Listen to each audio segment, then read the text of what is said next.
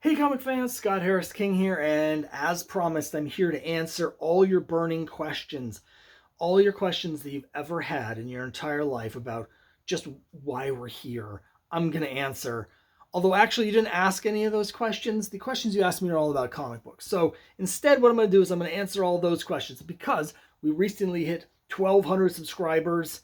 And for the 1,200 subscriber giveaway, I just had you ask me whatever you wanted to ask to enter that competition. And now that we've picked a winner and the comics are going to be going out to Silver Knight Kyle, congratulations again. We're going to talk about what your questions are. I'm going to give you my answers. Now, I've briefly looked at these questions as you've been asking them, but I didn't actually do any thinking about them. So these answers are going to come right off the top of the dome, meaning that they're going to be the freshest answers possible. These are not stale answers. These aren't pickled answers. These are fresh answers right off the top of the dome here. So here we go. I'm going to do them in the order that people ask them. So I'm going to start with the earliest question and come to the most recent. So Jorge Gomez, first of all, thank you, Jorge, for your support. I really appreciate it very much. Jorge asks, what title that you've read ended prematurely, too prematurely? So it's a great question, Jorge. Thanks for asking. I tend to like a lot of comics that ended prematurely because I tend to like sort of the B list and C list characters. The thing that immediately comes to mind, because it's a book I've been thinking about a lot recently, because I've been I want to do a video about show the whole run, except I can't find my copies. So I've been thinking about it a lot. And it's the War is Hell series from the Bronze Age. Now, the first 8 issues were reprints of Sergeant Fury stories and stuff, and whatever, and other old Marvel and Atlas War comics. Whatever, who cares? But starting with issue 9, there was a new series by Chris Claremont that was sort of Marvel's kind of answer to Weird War Tales, because it was a war-based horror series. If you haven't read it, it's great. The high concept is basically imagine Quantum Leap, but but like a horror war version of that. Because basically, in the first issue, we're introduced to this guy named John Kowalski, and he is basically does something horrible at the beginning. He's a coward, and people die, and it's set right at the beginning, right in the first day of World War II, right? So it's like September 1st, 1939. And basically what happens is he is cursed to atone for what he's done. He's cursed by death uh, to basically he he leaps into people's bodies just like Quantum Leap right at the moment of their death during the war. They're all people that have been killed in different ways in the war that have unfinished business.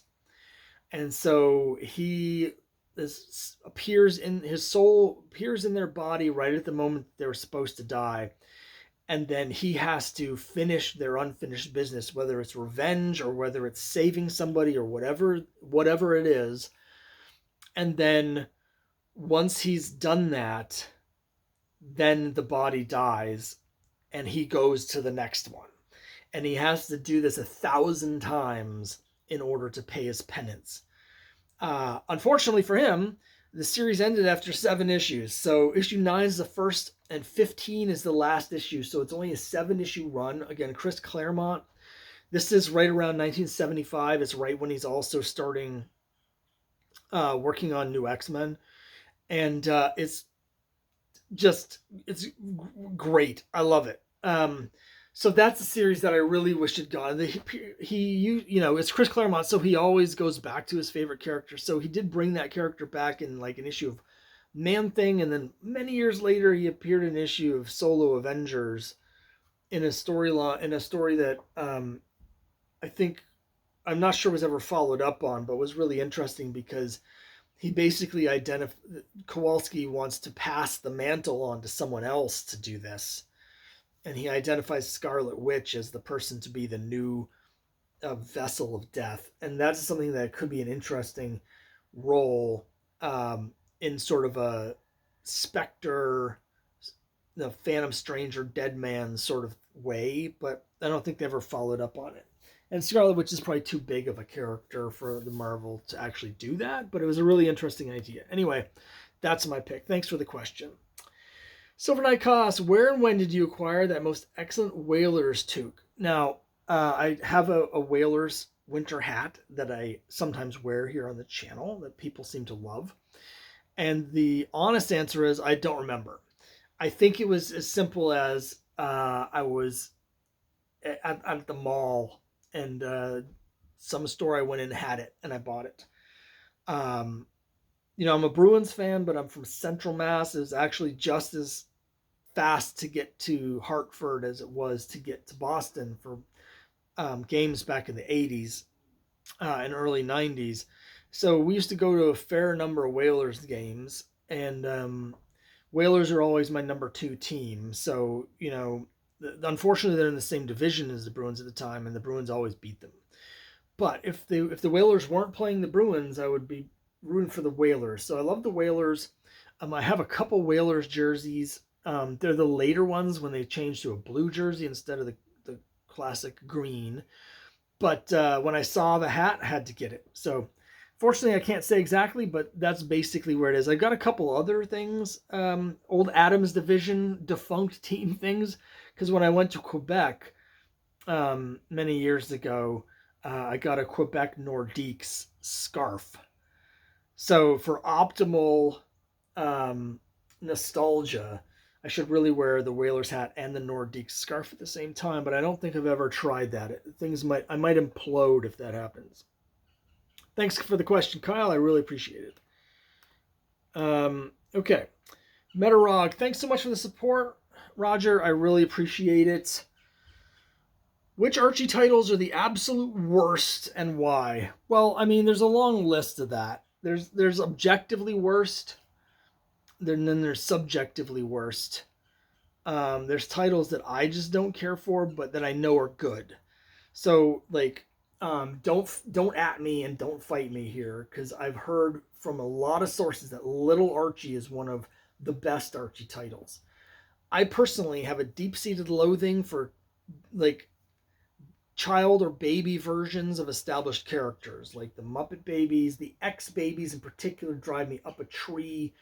I just hate that sort of thing. So even though that series is objectively good, I will never read it. But what's really, I would say, their worst stuff is probably they tried to do a whole line-wide revamp in 1987. So in 1987, they canceled a bunch of their longest-running titles and rebooted them and relaunched them. So Betty and Veronica ended, and Betty and Me ended, and they were replaced by a new Betty solo series and a new Veronica solo series and a new Betty and Veronica series, stuff like that. Like they ended Jughead with issue 352, and then they just relaunched it with a new issue 1, but with a different sort of take on the character. So they're trying to modernize things a little bit. They canceled almost everything except for Archie, the main title. And they had this period from 87 to 91 where they were doing all of these crazy new ideas to try and modernize the whole line. And almost all of them failed and were canceled very quickly. And some of those are really bad. Archie 3000. There's one called something like RC's RC Racers. And it was about Archie and the gang getting really into remote control cars and traveling around the country racing their little miniature cars against other miniature car enthusiasts. The New Archies is another one, which I think may or may not have been associated with a cartoon at the time, but is basically like the Archie gang, but drawn in a different style that was supposed to be more hip and modern for 1989. So Archie's got a horrible Billy Ray Cyrus mullet. There's a bunch of real stinkers from that period. I give them credit for trying new things, but it's a lot of them are bad and cringy at the same time. There's some fun titles that came out of that. Jughead's Diner, Jughead's Time Police. a couple, but for the most part, a lot of real dogs there. So thanks very much, Roger. I really appreciate the support and I appreciate the question. Brad Bazanker. Brad, thanks so much for your support. Again, I've seen you come out to a couple of conventions, and seen me, and I really appreciate that very much. So thank you so much for watching. What current mainstream artists would you like to have do a cover or pin up in my creator-owned books? Well, that's a great question. It depends on what you mean by current, because if I'm being honest, I don't really follow many current trends. Like I don't read any Marvel or DC books anymore, so a lot of times I'm not even really sure who's doing them. The only books that I'm subscribed to at my LCS are Santo Sisters and Usagi Yojimbo. So, I mean, those would be my first answers. The people that do Santo Sisters drawn in Archie style, which would be perfect for the Crime Busters. They're named Greg and Fake are the creative team. It would be awesome to have them do a Crime Busters cover. Stan Sakai would be fantastic to have do a cover for Quest, my fantasy series. There's other people that are still alive, don't really do comics anymore or much, but still do commissions that I would love to do. You know, I've reached out to Mike Grell's representatives once or twice, but I know Mike Grell is in poor health and is way behind on his commission, so I never got an answer from that. But 2 or 3 years ago, Mike Grell did a cover for another indie creator on Kickstarter, so I know it's possible. So I would that would be my dream, is to get Mike Grell to do a cover for Quest. Um, and then there's like those are sort of the creative decisions. For financial considerations, I mean, it'd be cool creatively, but like it would be cool to have like a really popular artist do a cover just to bring the eyes in. So someone like Peach Momoko doing one of my covers, that would be great. But yeah, that's basically it. The other person that I've been meaning to contact for quite a while, actually, and I never got around to it, and I'm not sure he's doing anything currently in comics, is Rex W. Lindsay, who was the regular Jughead artist for like 25 years. And after he left Archie, he went to Bongo and did Simpsons for a long time, but then they stopped publishing too. And so I don't know what he's been doing the last 5 years or so, but I would love to have him draw a Crime Busters cover. So who knows? You might see some of that at some point. Again, I have reached out to a couple of these people and just haven't heard back. And again, there's some other people that I know do commissions that are quite expensive. And it would probably be even more expensive to have them do an actual thing for publication. But I know Frank Brunner still sometimes does commissions, so that would be a dream for me for Quest. But thanks for the support. Thanks for the question, Brad. Azkaban, what's your favorite Avengers storyline? Mine is the Korvac saga. Bonus question, who is my favorite artist? Well, I'll start with the bonus question. I've said this before. This is kind of a strange pick for me, only because I have almost nothing this artist has done. But I have a few things, and that's Darwin Cook. To me, Darwin Cook is the pinnacle. He's the ideal. When I'm thinking about what I want my comics to look like, it's Darwin Cook. That's what I want my comics to look like. And for me, there's sort of I was gonna say a triangle, but it's not. It's a Venn diagram, and it's my big three. It's Harry Lucy, who's my favorite Archie artist. He's got this great cartoony style, and Alex Toth, who has a very sort of simple style, but incredible use of blacks and colors. And when I say colors, I mean lighting and shading, and also like very simple lines that pack a massive impact. And where those two overlap is where Darwin Cook exists. And so, he's none of those artists are with us any longer, but Darwin Cook's my favorite. Now, like I said, I actually have almost nothing he's done. I've got a few variant covers he's did. At one point, I had some Joan Hex issues, but I don't have them anymore. And of course, I have DC: The New Frontier. A lot of the work that he did are on books or in genres that I don't really read or care for that much. And I would only be picking them up. I have sometimes done just for his artwork. Now, in terms of my favorite Avengers storyline, Korvac Saga is in my top three. It's very close for me, but I would say the Mansion Siege, or Under Siege, or whatever you want to call it, it ran from Avengers 271 and then 273 to 277, and crossed over into a few other books. But you don't need to read any of the crossovers; they were very minor crossovers. And that's the series where the Masters of Evil um, take over Avengers Mansion and defeat the Avengers, and then some of the members that are not in the mansion have to form like a rescue party, and it's fantastic. I mean, to me, that's one of the top 3 or 4 Avengers storylines of all time, objectively. But then subjectively, I started reading with 256. So when those were coming out in 1986, I was 13 years old. So they have a huge nostalgia for me. I just have vivid, visceral memories of reading those and waiting month to month on the edge of my seat for what was going to happen. So yeah, it's got to be Under Siege for me. But my top three is the Mansion Siege, Korvac Saga, and the Kang Dynasty, which I just talked about on my Complete Run Madness when I was going through my complete run of Avengers. Thank you so much for the question. I really appreciate it. Okay, Las Cruces, what are your thoughts on titles restarting with issue number ones? Ongoing series with different volumes, but with legacy numbers when they hit milestone numbers. Congratulations on your upcoming milestone. Thanks so much for the question. I really dislike the relaunches. I think the relaunches have done a massive disservice to the industry and to collecting and to readership, because it feels like nothing matters.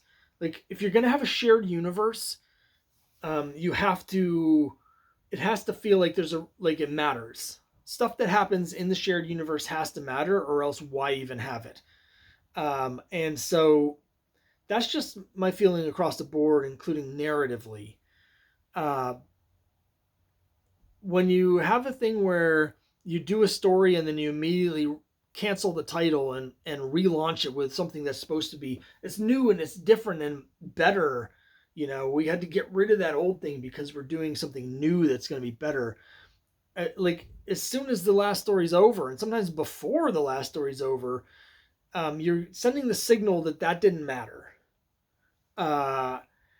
And you just lose the whole sense of continuity. And I don't mean in a narrative like continuity sense, but like the idea that this is all one thing. You lose all of that. Now, the legacy numbering, on the other hand, I don't mind it so much.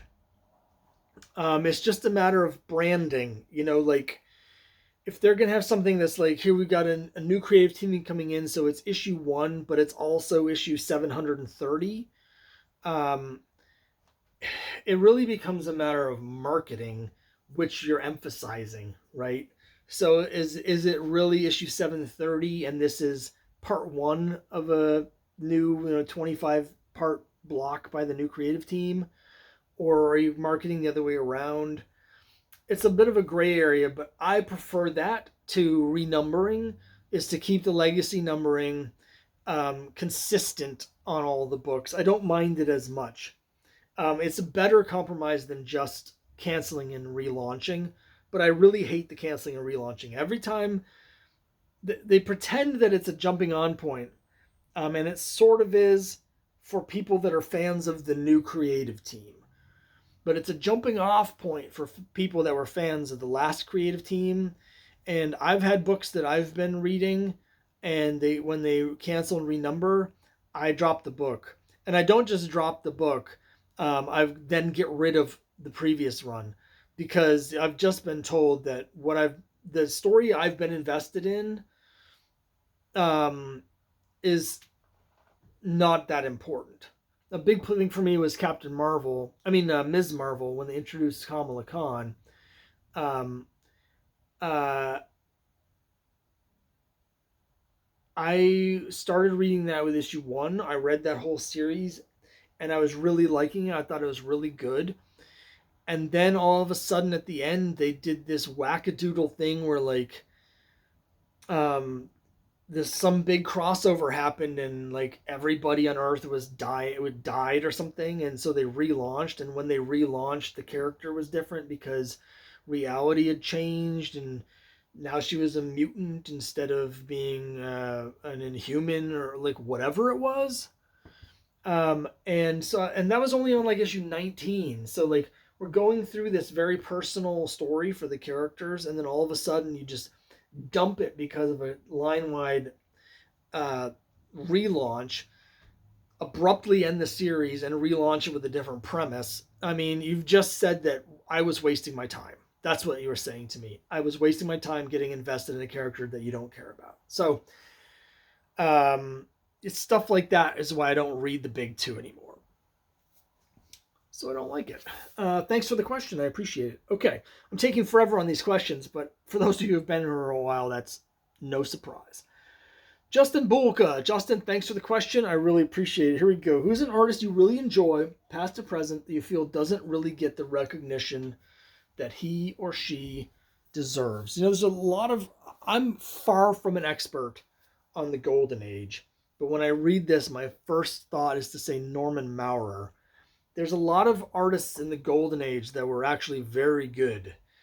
And I think there's a lot of really bad art in the Golden Age, but there's a lot of art in the Golden Age that's actually very good, and it's just in a different style, serving a different kind of story. So Norman Maurer is a guy that did a lot of art for Lev Gleason. He did a lot of Crime Buster stories, which is why I know him. Those are super text heavy, tons of word balloons, tons of dialogue, and so a lot of times he's drawing these smaller panels where the art's this big and then the word balloon's this big. And so it's just not what modern audiences expect. But the draftsmanship is great, the storytelling is great, and when he has the splash pages, because they used to have those like 3/4 splash pages to set up the story, you can really see him having the space to actually draw stuff, and it's really good.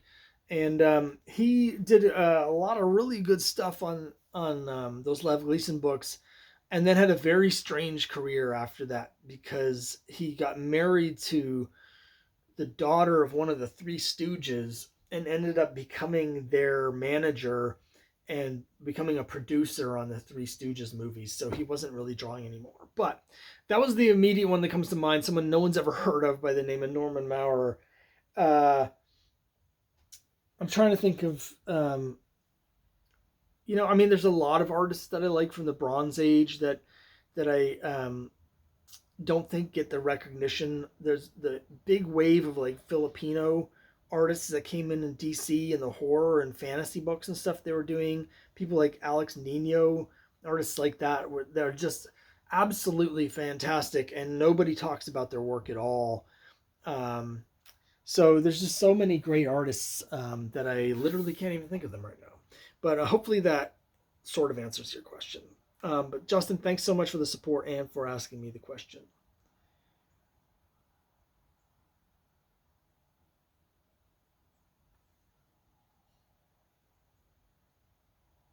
Okay, Guillaume Barnaby. Sorry, I was just reading the question here. Guillaume says, "Congrats on reaching 1,200. Count me in. What is your favorite monster of all time?" My favorite monster of all time. Well, as I was saying, I'm going off the dome here. And so a lot of these, I'm just answering the first thing that comes to mind. I'm not a big monster guy, if I'm being honest. And so well, I don't know what this says about me, but the first thing I thought was Bumble, the abominable snowman from the Rudolph the Red-Nosed Reindeer claymation special. That's a monster that really scared the pants off of me as a kid. and I watch that every year, and I still love it. So I'm a big fan of Bumble. Um, Another monster that I really like along the same lines, actually, is Sweetums from the Muppets, who is the giant, hairy monster guy who's actually really nice, as Bumble ended up being. So maybe there's a common denominator there. Um, but I don't know what that says about me, but those are the answers that immediately came to mind. I mean, in terms of like classic like film monsters, I guess I guess I'm in some ways I like the Wolfman or werewolves. I'm more interested in than like vampires or whatever. But yeah, those are my answers for whatever that's worth. So thanks so much. Hope that made any sense. Comic book collecting quest. Thanks so much for the support and the question. What's your favorite Golden Age romance title? Great question. Golden Age romance is weird. It's a weird field because um, just quick overview. Like Simon and Kirby started these romance comics in 1947.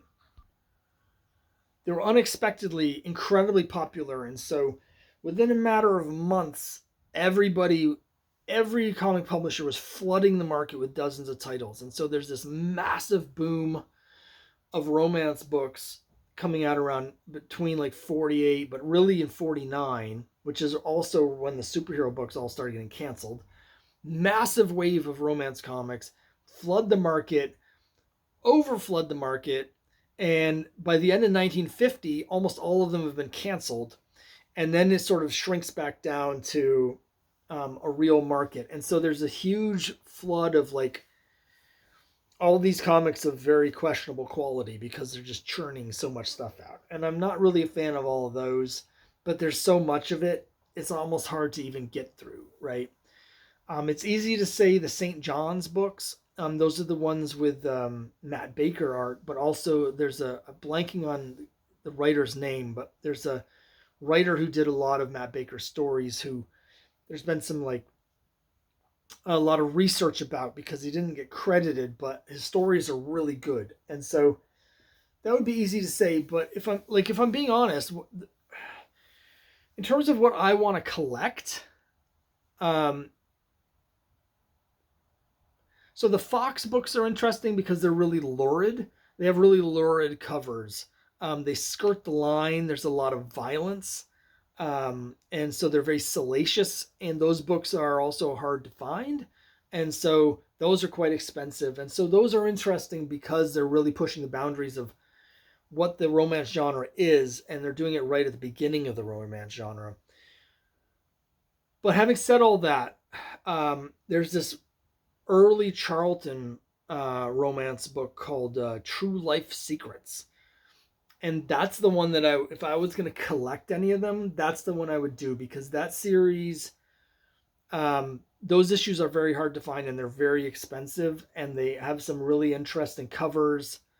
Um, and yeah, the Charlton vibe just does it for me when it comes to romance. So, um, despite everything with how much there is interesting and stuff like Fox and St. John's, it's really True Life Secrets from Charlton is the one I'm sort of my favorite.